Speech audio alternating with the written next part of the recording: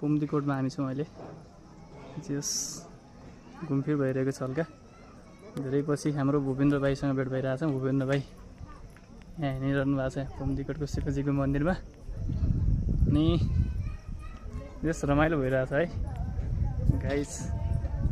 धेरै पछि पोखराको ठाउँमा आइयो। जस घुमफिर गर्ने एउटा अपर्च्युनिटी मौका पाइएको छ।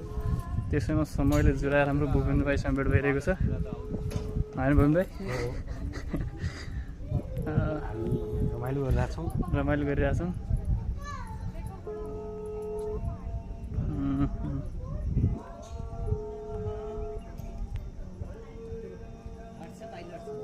ल हेर्नुहोस् है पोखराको तल भ्यूहरू ट्याक्क कति राम्रो देखिरहेको छ एउटा।